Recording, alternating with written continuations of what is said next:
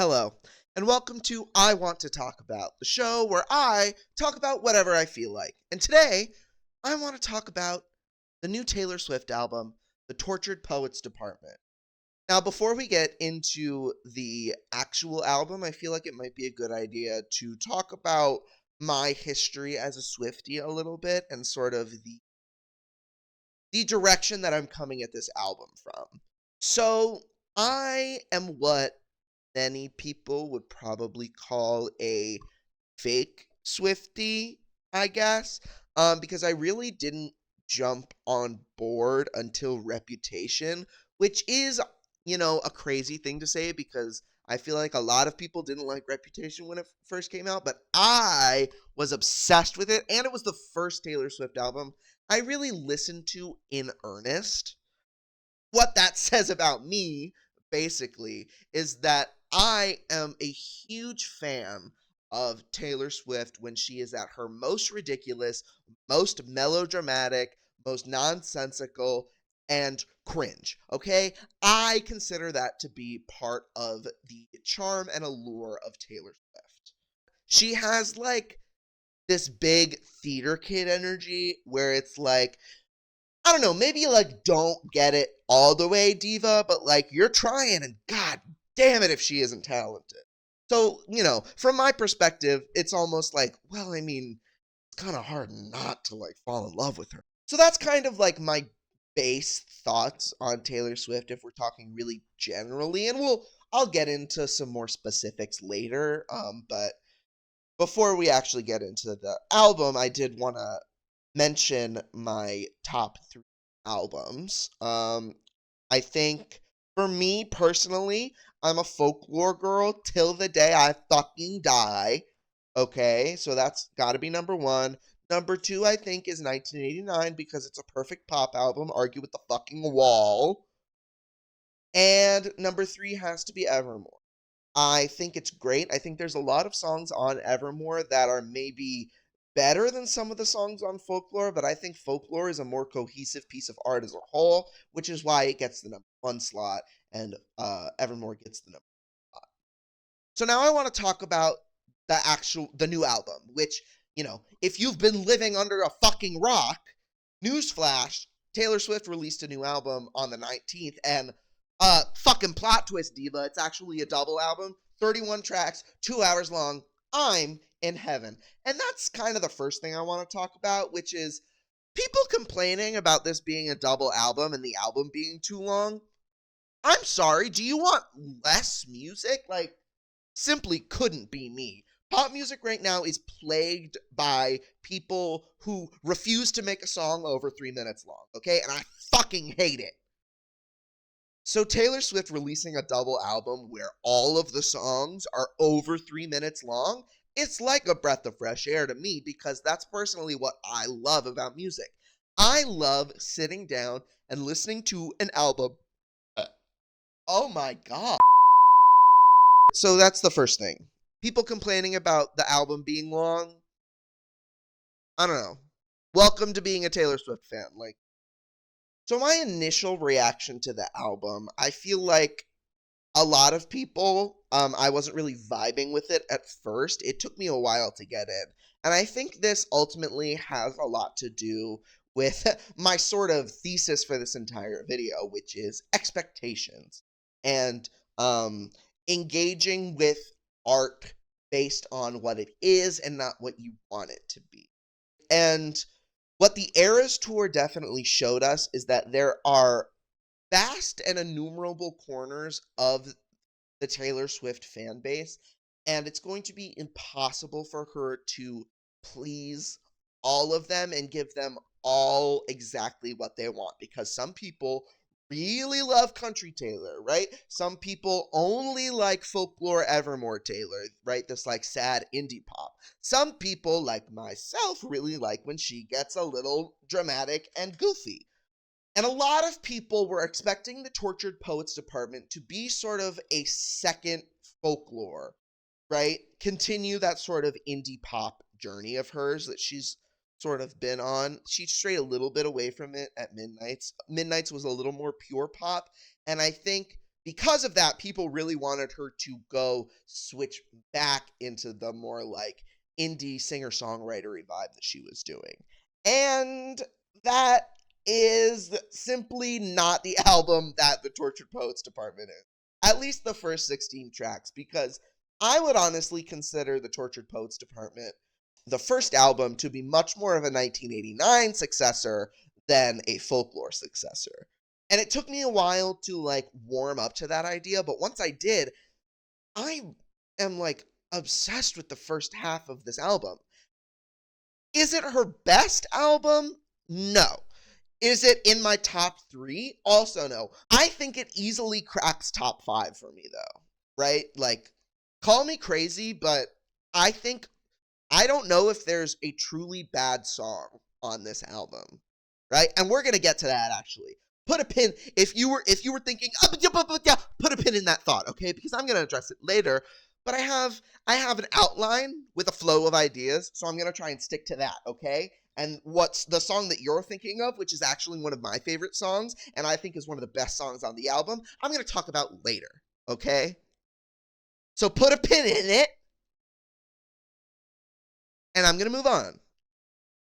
I think the reason that a lot of people didn't like the first half of the album at first is for a couple of reasons.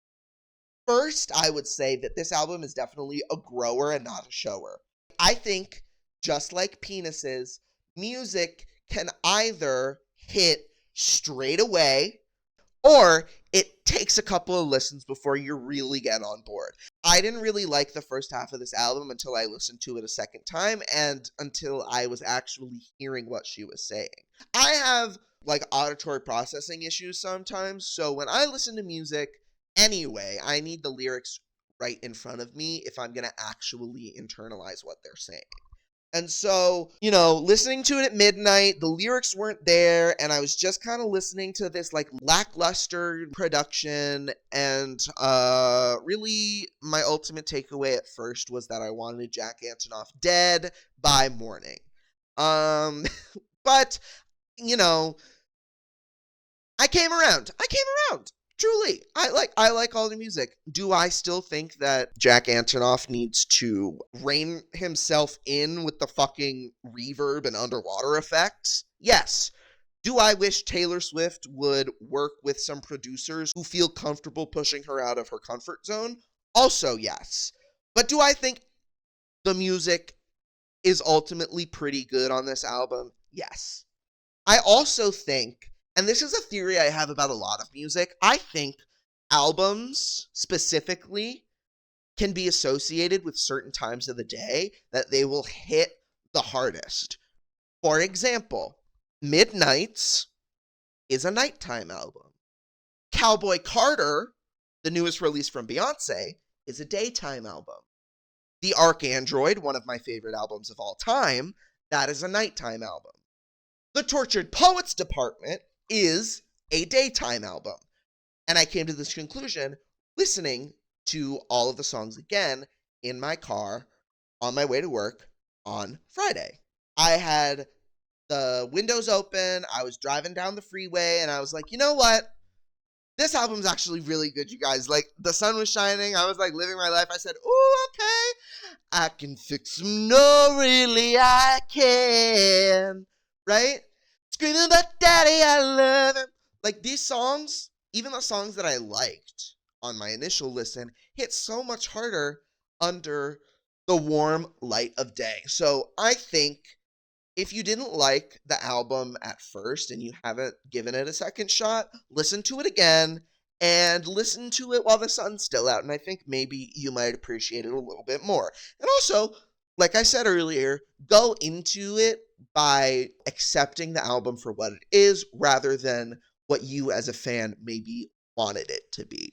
Because I think it's unfair to judge someone's artistic merit or the artistic merit of a piece of work based on what your expectations are. And I mentioned about me wishing that Taylor Swift would push herself out of her comfort zone a little bit, because I think ultimately what this album sort of shows is that there is definitely a formula / genre to Taylor Swift's music. I'm not saying this as a bad thing. I am just saying something that I've noticed, which is that there is sort of a formula that Taylor Swift uses when writing music. You know, it's like a thing in Swiftie circles to be like, oh, like the bridge, what's your favorite bridge? And that's because she always does like this similar kind of bridge. She has this like formula and way of writing music. And like, if you don't like that, that's perfectly fine. Like, I'm not saying you have to like Taylor Swift. You don't have to like the kind of music she makes. But if you're telling me that Taylor Swift is a bad songwriter because of that, I'm actually never going to respect any opinion of yours on music, at least, ever again. Because that's simply untrue. To say that Taylor Swift is a bad songwriter is actually a laughably bad take. Because you may not like it, but Taylor Swift is one of the most prolific songwriters of our generation. I mean, truly just like looking at her history as an artist, her debut album came out in 2006, right? 20 years later, less than 20 years later, this is her 10th studio album, and that's not even including the 4 re-releases with new vault tracks on. This bitch writes a lot of music, which is why I don't understand the people who are complaining about this being a surprise double album and being 31 tracks. And the album is too long. Oh, I don't know why she wrote so many songs. It's too long. Welcome to the fucking world, diva. Taylor Swift writes lots of music. She writes music as a way of processing the things that happen in her life. She's a very emotional person. She lives in her feelings. Yeah, no shit. As a songwriter, she's going to write lots of music about the feelings that she's feeling during a particular time. It's the way she copes with life.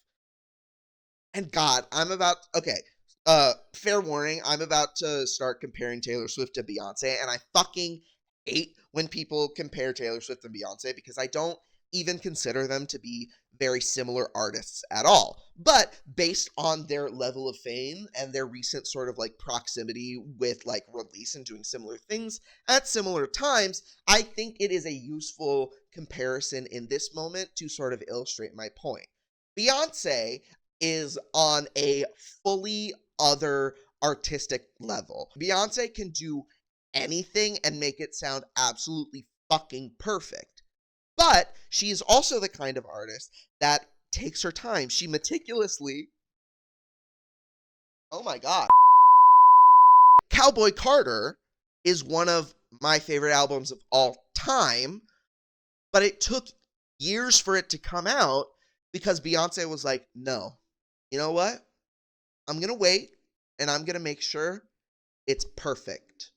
I'm going to make sure every single element from the ground up is the absolute best that it can be, and I'm going to release it at a time where I know it's going to be the best that it can be.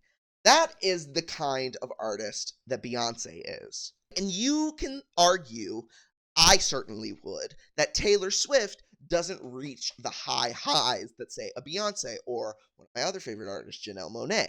However, you can't argue that Taylor Swift is a bad songwriter. Because while it may not be the peak and pinnacle like some other people, her sheer amount of output and the fact that it's all like good, it's not like amazing, revolutionary, groundbreaking, but it's all good. She released a 31-track album this year. She wrote probably in less than a year. She was on tour, last summer? I saw her last summer. And less than a year later, she releases an album about that tour, essentially, and the events surrounding it. 31 tracks, none of them bad. None of them bad. That is fucking talent there. And if you can't recognize it, I'm sorry, like, we just can't have a discussion about Taylor Swift because you need to be able to recognize the artistic merit and value of something you might not personally enjoy. There's a difference between disliking something and something being bad. I dislike a lot of heavy drama movies because it's not my thing. But I would never say that they're bad because they're not. Like, I can recognize that. And you should be able to recognize that about Taylor Swift too. And that leads into my next point about people complaining about Maddie Healy being all over this album. And once again, I would like to say, welcome to being a fucking Taylor Swift fan, diva. Oh, she wrote a lot of tracks about this 2-week relationship. Yeah, no fucking shit. We just covered she writes a lot of music, okay? And second of all, she says so herself multiple times on the album. Who are you to say that she shouldn't feel this strongly about this thing that happened in her life? It's her life and not ours. So for you to be like, it's ridiculous that she's being this dramatic about this 2-week situationship. Yeah, she is being dramatic about it. She knows that. And still, it's none of your fucking business to say whether or not that's valid and whether or not she should or should not be feeling that way. Regardless, that is what she's feeling. And so it doesn't matter what you say about it. Those are her feelings. Also, hey, she's not really painting that great of a picture of Maddie Healy on this album. I guess you could point to songs like But Daddy, I Love Him to say, oh, she's saying here basically like, oh, he's a racist and a terrible person, but like, I love him, so fuck the haters. And like, okay, like I guess, but also she probably wrote that song during the 2 weeks that she was being love bombed by him. So like, it makes sense that she would feel that way. And just because she has maybe turned a corner and doesn't like him anymore doesn't mean she shouldn't be able to release a song about the feelings that she was having during that relationship. I mean, in The Smallest Man Who Ever Lived, she basically calls him a little dick having pussy.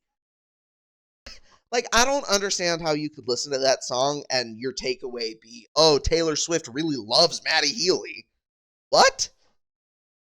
And in the title track, The Tortured Poets Department, she says, you're not Dylan Thomas, I'm not Patti Smith, this ain't the Chelsea Hotel, we're modern idiots. She is directly calling out his and her own pompous art kid like bullshit and how it's ridiculous. She says, I think things I never say, like who uses typewriters anyway. She's making fun of the man, but she's also making fun of herself.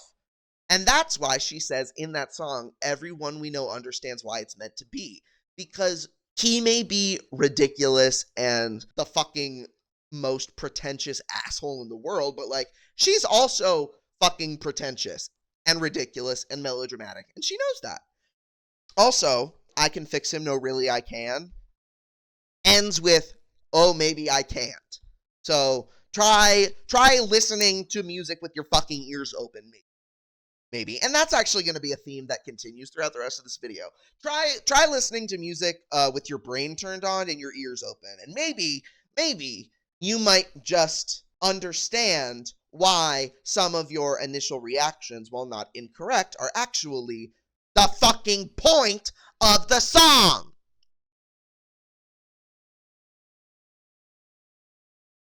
Was rusting my sparkling summer the goal? Like, how can you say that she is doing rehabilitation on Maddie Healy's image when she has these songs in there about him?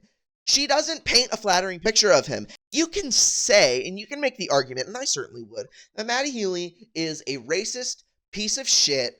He's a bad person, and we shouldn't need Taylor Swift to tell us that he ghosted her for public opinion to turn on him.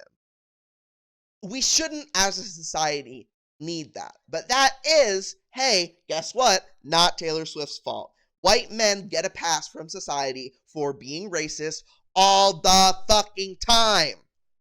And the fastest way for a man to become public enemy number one is for one of the world's biggest pop artists to write a fucking takedown song about him. It happened with Jay-Z.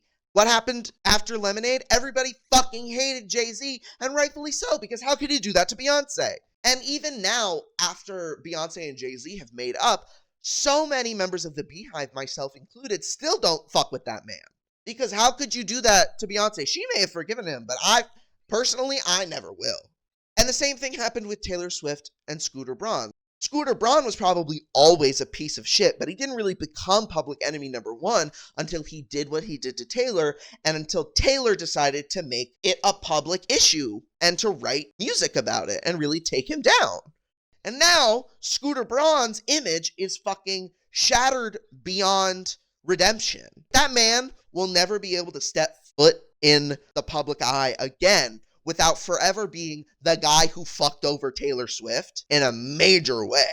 So if you're complaining that, oh, shouldn't need Maddie Healy to ghost Taylor Swift to be mad at him, I would agree with you. However, why are you complaining when the end goal is exactly the fucking same? You're getting what you want. More people than ever are Maddie Healy's number one hater at this point. And it's also spreading the information that he's a racist piece of shit. Anyway. And once again, I'd like to point out that she says it's none of our business what she feels, right? She says it so many times. How Did It End is a song that's about the sick, voyeuristic pleasure that the public takes in all of her breakups, all of her relationships. It's that thing where it's like, whether you're a fan or not, we as a public are still thirsty for the gossip and the tea. And it's sick. And yeah, Taylor Swift has a right to fucking complain about that. She says in But Daddy, I Love Him, scandal does funny things to pride. It brings lovers closer together. Yeah, if teenage girls will date a man to piss off their father, it doesn't surprise me that Taylor Swift would date Maddie Healy to piss off her fan base. Because while Taylor Swift fans are the reason she has a career, they're also the ones that are actively fucking up her life a lot of the time. It was Taylor Swift fans that mobbed the wedding she was at. It wasn't her haters. Taylor Swift said, "Be normal about me challenge, parentheses, impossible." And this leads into Who's Afraid of Little Old Me. She says in that song, "So tell me everything is not about me, but what if it is? Then say they didn't do it to hurt me, but what if they did?" She also has a line, "We'll all just laugh until I cry." The actual joy that the public takes in putting this woman down is, when you actually think about it, truly upsetting. And she has a valid right to complain about that. She says, "You wouldn't last an hour in the asylum where they raised me." Yeah, I know for sure if I was put under the public scrutiny that Taylor Swift was under, I would have been arrested long ago for manslaughter or something, or public assault or something. Because what do you mean you're coming at me with that energy? It's my life. I don't know who the fuck you are. You don't know who the fuck I am. Be normal about Taylor Swift challenge. How about that? And you can say, oh, there's way bigger problems in the world. Taylor Swift, she's just a white woman who doesn't get it. And yeah, she is a white woman who doesn't get it. She's cringe. She's this, that, and the other thing. But that doesn't change the fact that she has a valid grievance with the way the media and our society has treated her over her career. Now, speaking of memed lyrics from this album, all right, it's finally time to take a pin out of what I think is truly my favorite song on the album, I Hate It Here. And the line that everyone's having issues with, I'd say the 1830s, but without all the racists. Oh boy! Just a heads up here, we're about to get into some college level English majory bullshit. I understand that I'm annoying, much like Taylor Swift does, so be forewarned that I am about to be a little bit pretentious about this song. But also, I want to say that I think media literacy is dead, and so as a former secondary education major, I feel it's my duty to have us all do a little music literacy lesson here, today, right now, in this video. We're going to talk about both this line specifically and the song as a whole, okay? So first, I want to say, we talked a little bit earlier about the type of songwriter that Taylor Swift is, and that she has this sort of formula to all of her songs. And part of that formula is that she writes in a way where these entire verses need to be taken as one thing. It sounds pretentious, but Taylor Swift is a poet. And I'm not using the word poet to try and make some sort of artistic value statement about, like, oh, she's a poet, she's like better than every other musician that isn't a poet, right? That's not what I'm trying to say here. I said Taylor Swift is a fucking poet because she is. And like poetry, if you're going to analyze and critique Taylor Swift's lyrics, you need to take it in the context of what is around it. A lot of other pop music has trained people to listen to lyrics line by line, right? And I'm not saying that's a bad thing. I love pop music. I love that kind of pop music too. Taylor Swift isn't like that. So when you divorce, I'd say the 1830s, but without all the racists, from the rest of the song, yeah, it sounds fucking cringy and weird, but that's like, hey, spoiler alert, that's the fucking point of the line. You had that reaction to it? Cool. That's what Taylor Swift intended, okay? At least I would argue. So with that spirit in mind, I am going to return the lyric to its context, okay?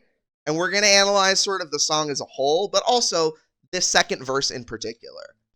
If you weren't aware, if you had just seen the screenshot of that one line, this is the context for the rest of the verse. It starts, my friends used to play a game where we would pick a decade we wished we could live in instead of this. I'd say the 1830s, but without all the racists and getting married off for the highest bid.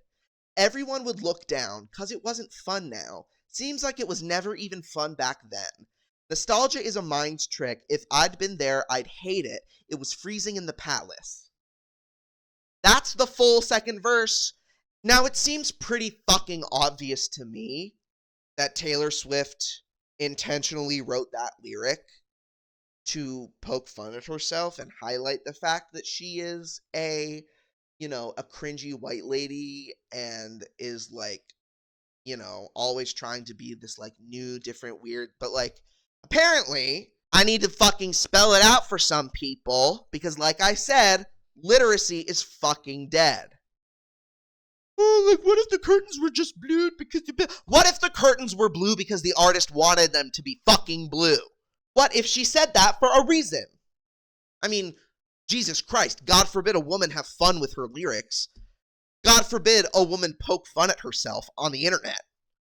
God forbid a woman do anything that isn't, like, entirely fucking serious all the time. And I'm not gonna sit here and quote the entire fucking song to you because if you want, you can go listen to it with your brain turned on and your ears open and actually listen to what she's saying. And if you do, you'll find out that the whole song is about the critique that you're leveling at this lyric. Nostalgia is a mind's trick. Yeah, she shouldn't have been playing that game in the first place, saying that you wish you'd live in another decade when this is objectively the best period in human history. Yeah, I agree with you. Guess what? She also fucking agrees with you. If I lived back then, I'd hate it there too because the palace was fucking cold. Like, I don't know what else you want from her. She's giving you all the clues, Mr. Policeman. But you're too fucking stupid to see them. Either that, or, and hey, here's the thing.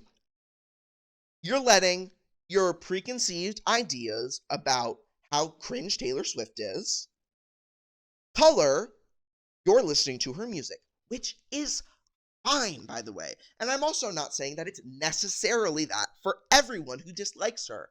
I am just encouraging you to take a step back, right? Calm down for a second and really think about why you dislike Taylor Swift.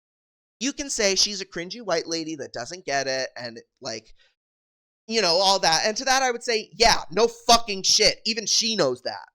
It's not a fucking secret that Taylor Swift is a tryhard and that she's emotional and melodramatic. It's, like I said earlier, it's literally part of the appeal of Taylor Swift. And I'm not saying you have to like that about her. It's perfectly valid for you to dislike Taylor Swift because she's cringe and she's a tryhard. Okay? It is perfectly valid of you to dislike Taylor Swift because of her fuel emissions. But are those the real reasons you dislike Taylor Swift, or are they convenient excuses for you to hate on her because she is one of the most famous women in the world right now? Hey, once again, when I say that, I am not saying that those are not valid critiques. I am not saying that those aren't valid reasons to dislike her. And I'm not even saying that it's necessarily true. I'm just encouraging you to take a step back, right? And think about what it actually is that you dislike about Taylor Swift. Do you care about her carbon emissions, or do you just not like her? And you're using that as an excuse for your not liking her. Not liking her, like I said, is perfectly fine. So yeah, she's a billionaire. Yeah, she is a carbon emissions fucking machine. That doesn't change the fact that she's good at what she fucking does, okay? And for you to sit here and try and tell me otherwise is actually ridiculous, and, like, we don't even need to, like, converse about her at that point. Because, like, I am more than willing to have an ethical discussion about what it means for her to be doing all of this. And obviously I'm coming at it from the perspective of a fan, but, like, you know, she's one of the biggest single producers of carbon emissions, but, like, she's not the biggest emitter. Not to bring the vibe down, but all of the bombs that the Israeli military has dropped on Gaza have been, like, way more impactful to the environment and to pollution and to carbon emissions than Taylor Swift's private jet. Yes, I understand that it is a problem, but it's not necessarily her problem to solve. It is a larger societal and structural issue with the way we do transportation in this country that she has to travel by private jet all the time. Is Taylor Swift supposed to, like, build a nationwide network of high-speed rail to reduce her own carbon emissions? Is that what you expect her to do? Or do you expect her to fly public with the Gen Pop? I don't think any of us want that. So yes, Taylor Swift releases a lot of carbon emissions, and that's a bad thing for her to do, and that is something that she should probably figure out a way to address. However, it is not as simple as saying Taylor Swift is a bad person because she does a lot of carbon emissions, and she flies on her public jet a lot. The jokes about Taylor Swift riding around in her private jet are funny. I like a lot of them on Twitter, but that doesn't mean that the issue isn't complicated. Sorry for being like a white faggot defending Taylor Swift on the internet, by the way. Like, I know that there's bigger problems in the world, but this is the show where I talk about whatever the fuck I want. And today I wanted to talk about Taylor Swift, okay? And because this happened after 1989 too, leading into Reputation. We saw with Midnights, and then to the Eras Tour, right? She had this, like, monumental surge of international fame and recognition. And inevitably, there is going to come a misogynistic backlash. Because a woman is not allowed to be famous without also our society and our media putting her through fucking hell. I can see the path that we are on right now that's leading to the same kind of public backlash that happened after 1989. And guess what? Guess what, bitch? We all recognize that 1989 and Reputation are two of her best fucking albums. Okay? So that's why I'm talking about Taylor Swift today. It's my YouTube channel. I can do whatever the fuck I want. Just like it's her music, and she can write about whatever the fuck she wants to. And you can't complain about it.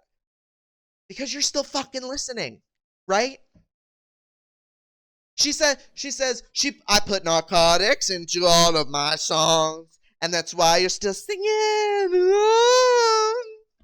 Listen to a Taylor Swift song twice, and I guarantee you by that second listen, the second chorus, you're going to be humming along.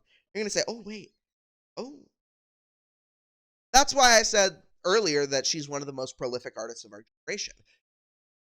The sheer amount of solid pop music that she writes is actually fucking insane when you think about it. I want to end the video by talking about some of my favorite songs. Already, I talked about How I Hate It Here is probably my favorite song, the best song on the album. But I also wanted to point out the opening line. Quick, tell me something awful, like you are opponent trapped inside a finance guy. That's one of the things I love about Taylor Swift. She puts these like ridiculous specifics into her lyrics that are just so funny, but they also like always work. She also references The Secret Garden, which I think is great. And also there's the guitar in that song. So fucking pretty. Okay. I Can Do It With a Broken Heart is the next one on my list. I said that it's this generation's Blank Space. Okay. Argue with the fucking Wall. Blank Space. Perfect pop song. Okay. I Can Do It With a Broken Heart. Do I think that they could have pushed the production a little bit? Yeah. Yeah. Okay. I am not sitting here trying to defend Jack Antonoff. What I will say is I think that song is fucking great. She wants to be me so fucking bad, it's literally embarrassing. I'm so depressed, but I act like it's my birthday every day. Yeah. Yeah. Me too, bitch. Me too, bitch. Okay? You're not special. You're not special. Me too. But Daddy, I love him. I talked about it a little earlier. When she says Sarah's and Hannah's in their Sunday best, that's what I'm talking about with the specifics and her ability as a songwriter. If you know anything about comedy or anything, you'll know that a joke gets infinitely funnier and more impactful if there's like a weird specific in it. Because part of the appeal is that inherent absurdity. Sarah's and Hannah's in their Sunday best is a crazy lyric, but it works because it conjures up a very specific image of a very specific type of Taylor Swift fan. I went to the Eras tour and I would categorize it as a bunch of Sarah's and Hannah's. No tea, no shade. All love to my fellow Swifties, but like, let's call a spade here, diva. The Albatross, love that song. Love that song. Also, she references it. The whole song is a reference to the tale of the ancient mariner. Like, how can you not say that this woman is a poet when she does shit like that? And it works. It works too. All of the things I'm saying when I say something like, oh, it's a reference to the rhyme of the ancient mariner, and that's crazy, but it works. The fact that it's crazy only enhances the awe that I have that she somehow is able to make it work. Who's Afraid of Little Old Me is another one of my favorite songs on the album. Love that song. And her voice in that is great. And because before that song, I was like, can we just like free her from this like underwater prison recording studio that Jack has her in? And then she finally gets to like open up her voice in that song a little bit. And it's like a breath of fresh air, honestly. Like I really like that song. Okay, that is all of the thoughts I had on the Tortured Poets department and also sort of Taylor Swift as a whole. As always, I would love if you guys would like to continue this discussion in the comments. Because while I do think that discussing Taylor Swift's songwriting ability is basically like a nonsense argument for people to try and justify their pre-existing hate about her that has nothing to do with the music, I do genuinely encourage you to have smart and respectful discussions about a lot of the other topics that I talked about in this video. Because like I said, the complaints against Taylor Swift aren't necessarily invalid or unjustified. I just think they're a little bit more complicated than a lot of people tend to make them out to be. And I also want to know what your favorite song or lyric is from the album. I'm still like chugging my way through the album, right? I'm recording this on Tuesday the 23rd, so the album's been out for a couple of days, but I'm still not like fully off book yet. I still can't think of any of the songs that I didn't mention here and be like, okay, wait, so like how did that one go? So yeah, if you have any other favorites that I didn't mention or any lyrics that you think are really great that I didn't mention, let me know. So with that, I am going to get out of here because I do have an Elden Ring DLC to prepare for. See ya.